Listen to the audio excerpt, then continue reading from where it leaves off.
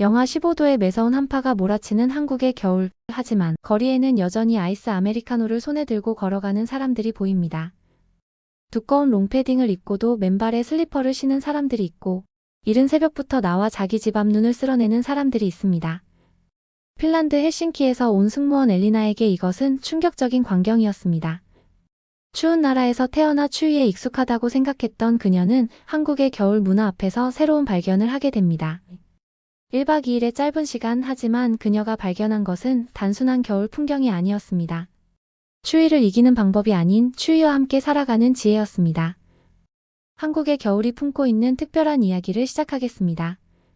시작하기에 앞서 구독과 좋아요 그리고 알림 설정도 부탁드립니다. 여러분의 관심이 영상을 만드는데 큰 힘이 됩니다. 안녕하세요. 핀란드 헬싱키 출신의 승무원 엘리나 코스키넨입니다. 올해 33, 8년 차 승무원으로 일하고 있습니다. 저는 헬싱키 교외의 작은 마을 에스포에서 태어났습니다. 어릴 적부터 추위와 함께 살았죠. 우리 집 앞마당에서 눈싸움을 하고 눈사람을 만들며 자란 게 기억납니다. 특히 아버지께서 운영하시던 사우나에서 보낸 시간들이 가장 기억에 남습니다. 영하 10도의 추운 날씨에도 사우나에서 땀을 흘리고 밖으로 뛰쳐나가 눈밭에 뒹구는 것이 우리 가족의 일상이었거든요. 승무원이 된 건 사실 우연한 계기였습니다. 대학에서 관광경영을 전공하고 호텔리어를 꿈꾸던 제가 항공사 채용 공고를 본 건 2015년 겨울이었어요. 당시 헬싱키의 한 호텔에서 인턴으로 일하고 있었는데 우연히 친구가 보내준 피네어 채용 공고를 보게 된 거죠. 지금 생각해보면 참 낭만적이었어요. 하늘을 날며 세계 곳곳을 여행하는 일이라니. 하지만 실제 승무원의 삶은 제가 상상했던 것과는 많이 달랐습니다. 처음 입사했을 때는 정말 힘들었습니다. 불규칙한 스케줄, 시차 적응, 긴 비행 시간까지. 하지만 그래도 전 세계 승객들을 만나고 다양한 문화를 경험할 수 있다는 점이 저를 설레게 했습니다. 8년이 지난 지금은 제법 베테랑 승무원이 되었다고 자부합니다. 그동안 저는 주로 유럽 노선을 담당했습니다. 런던, 파리, 로마, 마드리드까지. 가끔 뉴욕이나 LA 같은 미주 노선도 비행했죠.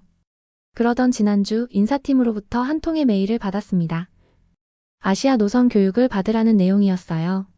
항공사가 포스트 코로나 시대를 맞아 아시아 노선을 대폭 확대한다는 것이었죠.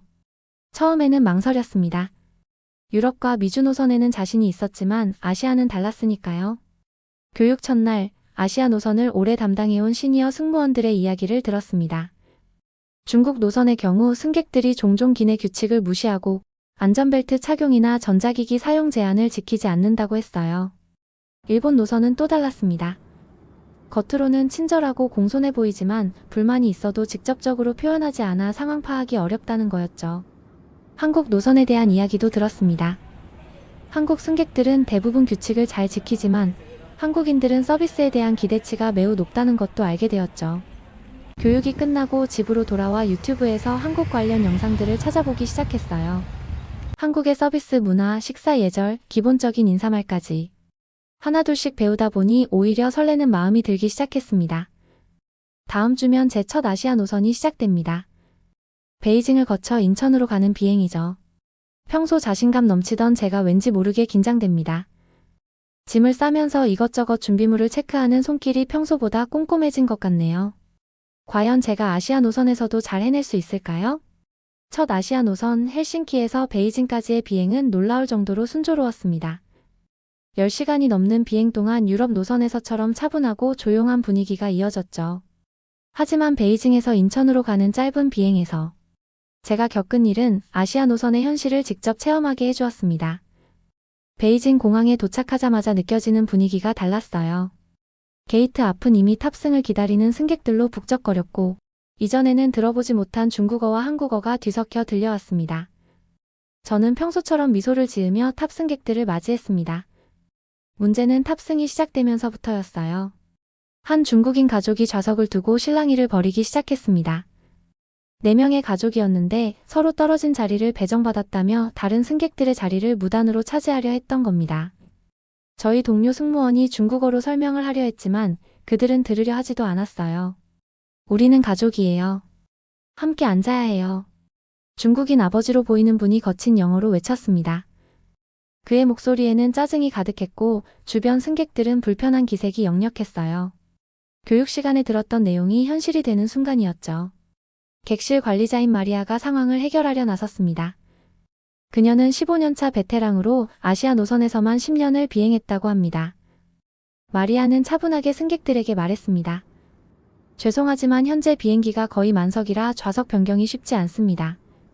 다른 승객분들께 양해를 구해보고 최대한 도와드리도록 하겠습니다. 잠시만 기다려 주시겠습니까? 하지만 그들은 이미 자신들이 원하는 자리에 짐을 풀어놓은 상태였습니다. 더 심각한 것은 그들이 앉으려던 자리에 원래 승객들이 도착하기 시작했다는 점이었죠. 한국인으로 보이는 비즈니스맨들이었어요. 상황은 점점 악화되어 갔습니다. 중국인 가족은 계속해서 큰 소리로 항의했고 자신들의 자리를 빼앗긴 승객들도 당연히 화를 냈죠. 비행기 출발 시간은 다가오는데 탑승은 제대로 이루어지지 않고 있었어요. 그때였습니다. 제 옆에 있던 한국인 승무원 지성 씨가 앞으로 나섰습니다. 그는 중국인 가족에게 중국어로, 한국인 승객들에게는 한국어로 차근차근 설명을 시작했습니다.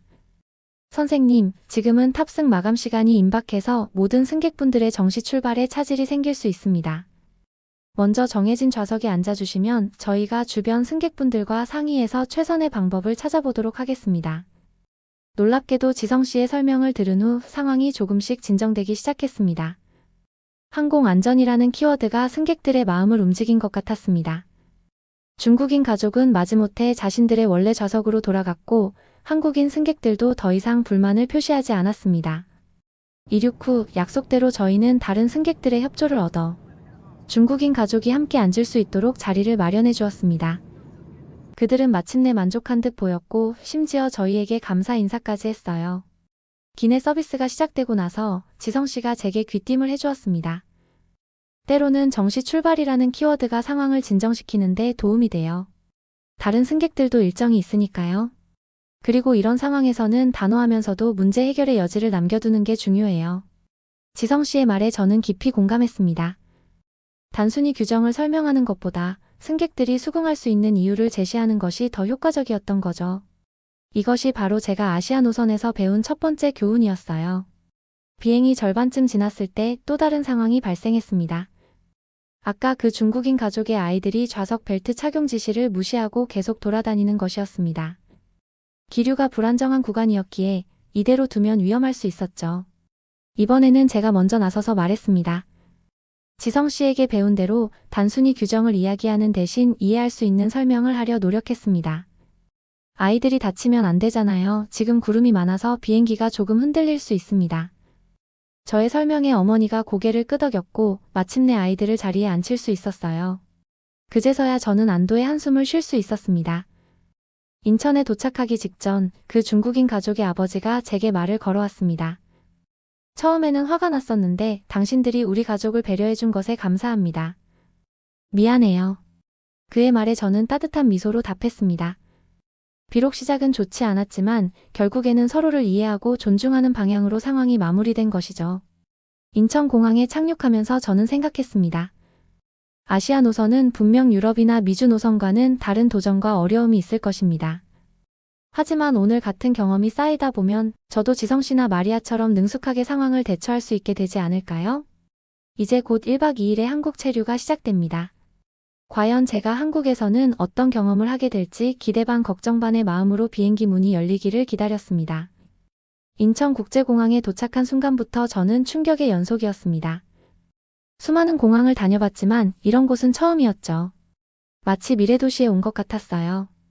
자동화된 입국 심사대는 제 여권을 순식간에 처리했고 수화물은 이미 컨베이어 벨트 위에서 기다리고 있었습니다.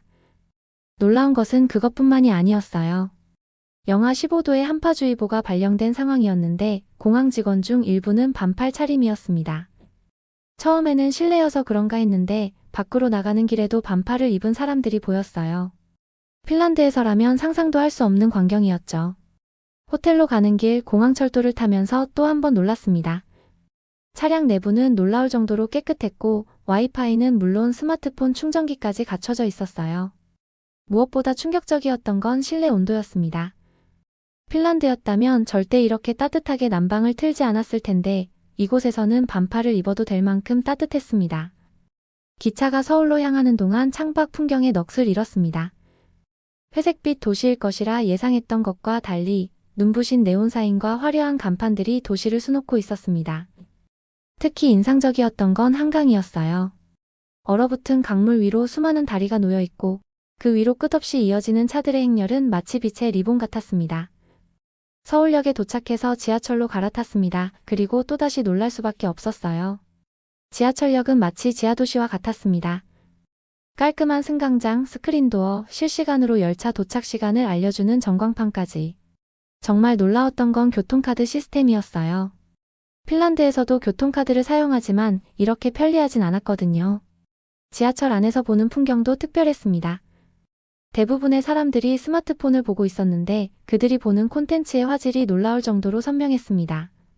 나중에 알고 보니 한국은 세계에서 가장 빠른 5G 네트워크를 가진 나라라고 하더군요. 강남의 호텔에 도착했을 때는 이미 저녁이었습니다. 밖은 영하 15도의 강추위였지만 거리는 여전히 활기찼습니다. 놀라웠던 건 많은 사람들이 아이스커피를 들고 다닌다는 점이었어요. 이런 추운 날씨에 차가운 음료를 마시다니 도대체 이해할 수가 없었죠. 호텔 체크인을 마치고 잠시 주변을 둘러보기로 했습니다. 한국의 치안이 좋다는 얘기를 들긴 했지만 늦은 시간인데도 불구하고 많은 여성들이 혼자 걸어 다니고 있었어요. 물론 헬싱키에서는 있을 수 없는 일이었죠. 특히 놀라웠던 건 편의점이었어요. 24시간 영업하는 것도 신기했지만 그 안에서 간단한 금융 업무까지 볼 수 있다는 게 믿기지 않았습니다. 호텔로 돌아가려는 길에 한강공원을 지나게 되었습니다. 늦은 시간이었지만 한강변은 나름의 활기가 있었어요. 강변 카페에는 아직도 불이 켜져 있었고 3355 모여 야경을 구경하는 사람들이 보였습니다. 도시의 불빛이 얼어붙은 강물 위에 반사되어 반짝이는 모습이 마치 또 다른 밤하늘 같았습니다.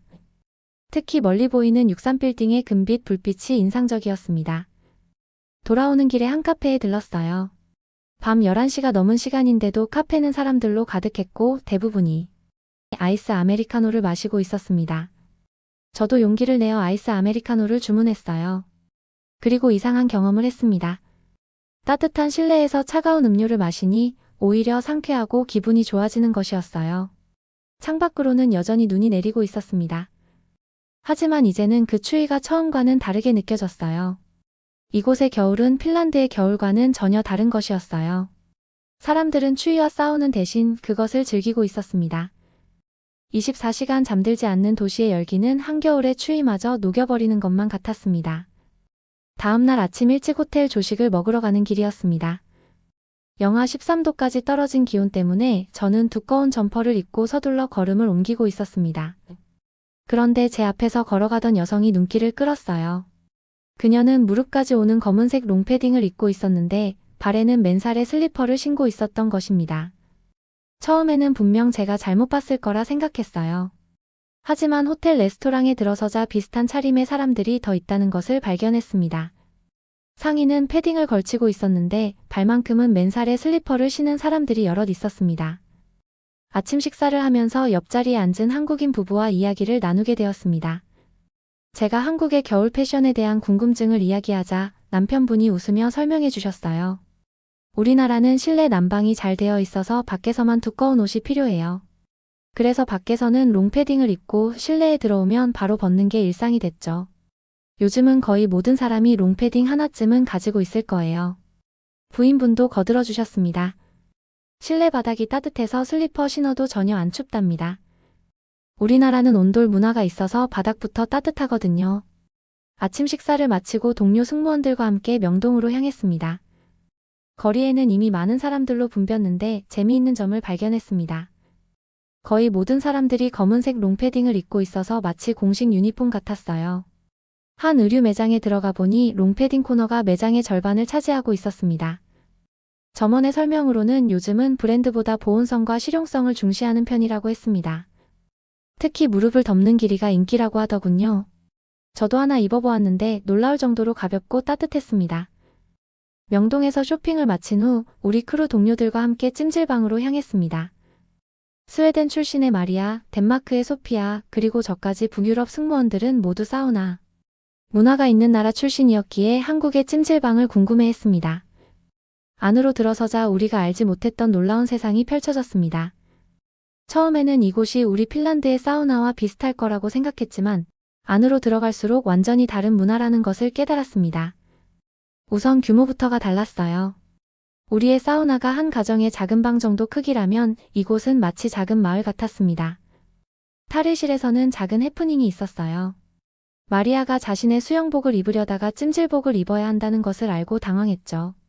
다행히 친절한 직원분이 찜질복 입는 법부터 차근차근 설명해 주었습니다. 처음이시죠? 처음에는 온도가 낮은 방부터 천천히 시작하세요. 그리고 중간중간 물을 많이 드셔야 해요. 첫 번째로 들어간 곳은 황토방이었습니다. 우리 사우나처럼 뜨겁지는 않았지만 은은한 열기가 온몸으로 스며드는 것이 느껴졌어요. 소피아는 이 특유의 흙 향기가 마음에 든다며 계속 사진을 찍어댔습니다. 다음으로 간 소금방에서는 마리아가 장난스럽게 벽을 할아보겠다고 해서 모두가 말리느라 한바탕 소동이 있었습니다. 뜨거운 방은 우리 모두에게 가장 친숙한 곳이었어요. 하지만 분위기는 완전히 달랐죠. 핀란드의 사우나가 묵묵히 앉아서 땀을 빼는 곳이라면 이곳은 마치 이웃들과의 담소의 장이었습니다. 우리도 자연스럽게 대화에 끼어들게 되었고 어느새 주변 사람들과 이런저런 이야기를 나누고 있었습니다. 가장 인상적이었던 건 얼음방 체험이었어요. 소피아는 처음에 절대 못 들어가겠다고 했지만 결국 우리 모두 도전해보기로 했죠. 뜨거운 방에서 충분히 열기를 쐬고 얼음방에 들어가자 상쾌한 기분이 들었습니다. 옆에 계시던 분이 우리의 용기를 칭찬하며 말씀하셨어요. 이게 바로 한국식 온탕냉탕이에요. 이렇게 오가면 피로가 싹 풀린답니다. 핀란드 사우나와 한국 찜질방의 가장 큰 차이점을 발견한 순간이었습니다. 휴식 공간의 바닥에 앉아있던 중 문득 따뜻함이 발밑에서 올라오는 것을 느꼈습니다. 이게 바로 온돌이에요. 한국의 전통 난방 방식인데 바닥을 데워서 공간 전체를 따뜻하게 만드는 거죠. 직원분의 설명에 마리아가 바닥에 손을 대보며 감탄했습니다. 정말 신기해요. 우리는 항상 위에서 아래로 더운 공기를 내려보내는데 이렇게 아래에서 위로 따뜻해지니까 훨씬 더 포근한 것 같아요. 소피아는 이미 바닥에 누워 있었습니다. 이래서 한국 사람들이 바닥에 앉아서 생활하는 거구나. 이렇게 따뜻한 바닥이라면 저도 의자 대신 바닥에서 살고 싶어요. 우리는 그제서야 찜질방의 또 다른 비밀을 알게 되었습니다. 한국의 온돌 문화는 단순한 난방 방식이 아닌 휴식과 일상이 어우러진 생활 문화였던 것입니다. 덥지만 답답하지 않고 따뜻하지만 불쾌하지 않은 이 포근함이 한국의 겨울을 더욱 특별하게 만드는 것 같았습니다. 휴식 공간에서 우리는 한국의 전통 음료 식혜를 처음 만났습니다. 갈색 빛깔의 음료를 보고 마리아가 궁금한 듯 물었어요. 이게 뭐예요? 모두들 이걸 마시네요. 직원이 우리에게 식혜를 건네주시며 설명해 주었어요. 찜질하고 나면 꼭 먹어야 하는 필수 코스지요. 첫 모금을 마시는 순간 우리 모두 놀란 표정을 지었습니다. 차갑게 식힌 식혜는 달콤하면서도 독특한 맛이 났습니다. 밥알이 동동 떠있는 게 처음엔 낯설었지만 쌀의 은은한 단맛과 시원함이 찜질로 지친 몸에 생기를 불어넣어주는 것 같았습니다.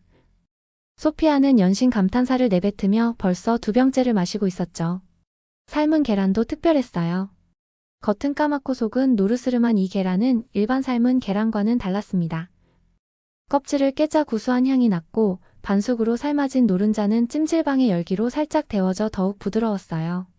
마리아는 이 계란이 어떻게 이런 색이 되었는지 궁금해했고 근처에 계시던 분이 친절하게 설명해 주셨습니다. 이건 구운 계란이에요. 쌀겨로 구워서 이렇게 껍질이 까맣게 되는 거예요. 영양도 좋고 소화도 잘 된답니다. 3시간이 훌쩍 지나갔습니다. 마리아는 이미 다음 휴일에 다시 오자고 계획을 세우고 있었고 소피아는 자국의 사우나 문화와 비교하며 열심히 메모를 하고 있었어요. 우리 모두 한 가지 사실을 깨달았습니다. 한국의 찜질방은 단순한 사우나가 아닌 일상의 쉼터이자 문화 공간이라는 것을. 이제 한국이 추운 겨울을 어떻게 견디는지 조금은 알 것 같았어요. 추위를 피하는 것이 아니라 이렇게 따뜻한 공간에서 새로운 에너지를 충전하고 사람들과 정을 나누는 것이었습니다. 오후가 되자 거리는 더욱 북적거렸습니다. 학교를 마치고 나온 학생들은 대부분 비슷한 스타일의 롱패딩을 입고 있었어요. 그런데 그들 중 일부는 무릎 위로 올라오는 교복 치마에 긴 양말을 신고 있었어요. 핀란드였다면 상상도 할 수 없는 차림새였죠. 지나가는 학생에게 물어보니 패딩 안에 히트텍을 여러 겹 입어서 괜찮다고 했습니다. 히트텍이라는 건 보온성 높은 내복이라고 하더군요. 실제로 의류 매장에 가보니 히트텍 코너가 따로 있을 정도로 인기 있는 제품이었어요. 우리는 동대문 시장도 둘러보았어요. 영하의 날씨에도 시장은 활기가 넘쳤습니다. 놀라웠던 건 노점상들이었어요. 추운 날씨에도 불구하고 장사를 하고 계셨는데 이분들만의 월동법이 있었습니다. 발 아래 전기장판을 깔아두고 작은 온열기를 틀어놓은 채 장사를 하고 계셨죠. 한 할머니께서 저희를 보더니 따뜻한 군고구마를 건네주셨어요. 이렇게 추운 날은 군고구마가 최고지. 손도 따뜻해지고 배도 부르고. 군고구마의 온기가 장갑을 뚫고 손끝까지 전해졌습니다. 그제야 깨달았습니다. 한국인들은 추위를 이기는 것이 아니라 추위 속에서 자신들만의 따뜻함을 만들어가고 있었던 것입니다. 하루 동안 본 풍경들이 자꾸 머릿속을 맴돌았습니다. 롱패딩으로 중무장한 사람 옆에서 맨발에 슬리퍼를 신은 사람이 걸어가고 따뜻한 온돌방에서 아이스크림을 먹는 아이들. 이런 모순된 풍경들이 어떻게 하나의 조화를 이루고 있는지 조금씩 이해가 되기 시작했습니다. 새벽 4시 호텔 창문을 통해 본 서울은 하얀 눈으로 뒤덮여 있었습니다. 밤사이 20cm가 넘는 폭설이 내렸다고 합니다. 이대로 공항까지 갈 수 있을지 걱정되었어요. 핀란드에서도 이 정도 눈이 오면 교통이 마비되는 경우가 많거든요. 택시를 기다리며 호텔 로비에서 밖을 내다보았는데 뜻밖의 광경을 목격했습니다. 이른 새벽인데도 호텔 직원들이 나와서 호텔 앞 보도에 눈을 치우고 있었고 건너편 편의점 직원도 가게 앞에 눈을 쓸어내고 있었어요. 정확히 4시 30분 예약한 택시가 도착했습니다. 걱정했던 것과 달리 도로는 이미 대부분 눈이 치워진 상태였어요. 택시가 강변도로로 접어들자 한강이 보였습니다. 눈 내린 한강은 마치 동화 속 풍경 같았죠. 강변도로는 이미 눈이 깨끗하게 치워져 있었어요. 공항으로 향하는 길은 마치 제설 작업의 대장정을 보는 것 같았습니다. 도로 곳곳에서 제설 작업이 한창이었습니다. 큰 제설차가 앞장서서 눈을 밀어내고 그 뒤로 제설제를 뿌리는 작은 차들이 따라가고 있었어요. 작은 골목에서는 주민들이 삽질을 하고 버스 정류장에서는 공무원들로 보이는 분들이 제설제를 뿌리고 있었습니다. 나중에 들은 이야기인데 주요 도로와 인도에는 열선이 깔려 있어서 눈이 쌓이면 바로 녹아버린다고 합니다. 특히 지하철역 입구나 횡단보도는 거의 다 열선을 깔았다고 하였어요. 사람들의 낙상 사고를 막기 위해 정부에서 투자를 많이 했다고 하더라고요. 한국은 2004년 대설 때 서울이 완전히 마비된 적이 있었는데 그 일을 계기로 제설 시스템을 전면 개편했다고 합니다. 자동 제설 시스템도 도입하고 시민들의 제설 참여도 의무화한 덕분에 요즘은 웬만한 눈이 와도 도시가 마비되는 일이 생기지 않는다고 합니다. 인천공항에 도착할 때쯤 하늘이 밝아오기 시작했습니다. 새벽에 걱정했던 것과 달리 저는 정시에 공항에 도착할 수 있었습니다. 한국의 겨울은 자연과 사람 그리고 기술이 만들어낸 조화로운 풍경이었습니다. 특히 인상 깊었던 건 이른 새벽부터 자발적으로 눈을 치우는 시민들의 모습이었습니다. 우리 핀란드에서는 대부분 공공기관이나 제설업체에 맡기는데 여기서는 시민들이 직접 참여하고 있었습니다. 그것도 마지못해가 아니라 당연하다는 듯이 말입니다. 이제 한국의 겨울이 조금은 이해가 됩니다. 추위는 같은 추위였지만 그것을 대하는 방식이 달랐습니다. 기술은 기술대로 사람은 사람대로 각자의 자리에서 최선을 다하고 있었어요. 그래서 이곳의 겨울은 춥지만 따뜻했나 봅니다. 헬싱키로 돌아오는 비행기 안에서 창밖을 바라보았습니다. 구름 사이로 보이는 하얀 설원이 마치 한국의 겨울을 떠올리게 했습니다. 1박 2일이라는 짧은 시간이었지만 저는 전혀 다른 겨울을 경험했습니다. 다음날 아침 평소처럼 헬싱키 시내의 카페로 출근했습니다. 우리 카페는 겨울이 되면 손님이 확연히 줄어드는데 문득 한국의 카페들이 생각났습니다. 영하의 날씨에도 아이스 아메리카노를 즐기던 사람들, 카페에 모여 담소를 나누던 사람들의 모습이 떠올랐습니다. 동료들은 제 한국 이야기를 궁금해했어요. 저는 한국의 겨울 문화에 대해 설명했죠. 두꺼운 패딩 코트를 입고도 슬리퍼를 신는 사람들, 한파 속에서도 새벽부터 나와 눈을 치우는 상인들, 그리고 찜질방에서 만난 사람들의 이야기를 정말 이해가 안 돼요. 그 추운 날씨에 아이스커피를 마신다고요? 네, 저도 처음에는 이해할 수 없었어요. 하지만 그들에게는 그게 자연스러운 일상이더라고요. 동료들은 제 한국 이야기를 신기해하며 들었습니다. 특히 추운 날씨에도 아이스 아메리카노를 즐기는 문화에 대해 이야기하자 모두들 믿기 힘들다는 반응이었습니다. 그런데 이상하게도 이제는 이해가 돼요. 실내 온도가 따뜻하니까 오히려 시원한 음료가 땡기는 거죠. 우리도 실내에서는 그렇게 두꺼운 옷을 입지 않잖아요. 제 말에 동료들은 고개를 끄덕였습니다. 겨울을 대하는 방식이 꼭 한 가지일 필요는 없다는 걸 우리 모두 조금씩 이해하기 시작한 것 같았습니다. 그날 저녁 집으로 돌아가는 길에 눈이 내리기 시작했습니다. 평소 같았으면 서둘러 귀가했겠지만 이번에는 조금 걸어보기로 했습니다. 하얗게 쌓이는 눈을 보며 한국의 풍경을 떠올렸습니다. 다음날 출근길 제가 사는 아파트 현관 앞에서 제설 작업을 하는 관리인을 만났습니다. 전에는 그저 스쳐 지나갔을 텐데 이번에는 발걸음을 멈추고 인사를 건넸습니다. 혹시 도움이 필요하신가요? 네. 감사합니다만 제 일이니까요. 한국에서 보니까 다들 자기 집 앞은 자기가 치운다더라고요. 그런가요? 재미있네요. 여기선 상상도 못할 일이에요. 그렇게 우리는 잠깐 이야기를 나누게 되었고 저는 자연스럽게 그를 돕게 되었습니다. 한국에서 보았던 것처럼 눈을 함께 치우며 이야기를 나누는 것이 이상하지 않게 느껴졌습니다. 이제 저는 매일 아침 일찍 일어나 우리 집 앞 눈을 치웁니다. 처음에는 이웃들이 의아한 눈으로 보았지만 점차 동참하는 사람들이 생기기 시작했습니다. 작은 변화였지만 우리 동네에 새로운 문화가 만들어지는 것 같았습니다. 창 밖으로 여전히 눈이 내리고 있습니다. 이제 저는 압니다. 추위는 모두에게 같지만 그것을 대하는 방식은 다르다는 것을. 한국의 겨울은 제게 새로운 시선을 알려주었습니다. 추위와 싸우는 대신 함께 사는 법을, 그리고 그 속에서 따뜻함을 나누는 방법을 말입니다. 이제 저는 두 개의 겨울을 가진 사람이 되었습니다. 하나는 핀란드의 고요하고 차분한 겨울이고 다른 하나는 한국의 활기차고 따뜻한 겨울입니다. 어느 쪽이 더 좋다고 말할 수는 없습니다. 다만 이 두 개의 겨울이 제 안에서 서로를 이해하고 배우며 더 나은 모습으로 변화하고 있다는 것은 확실합니다. 여기까지가 저의 이야기입니다. 그럼 안녕히 계세요. 어떻게 보셨나요? 여러분의 생각을 댓글로 남겨주세요. 다음에는 더 재미있는 사연으로 찾아뵙겠습니다. 감사합니다.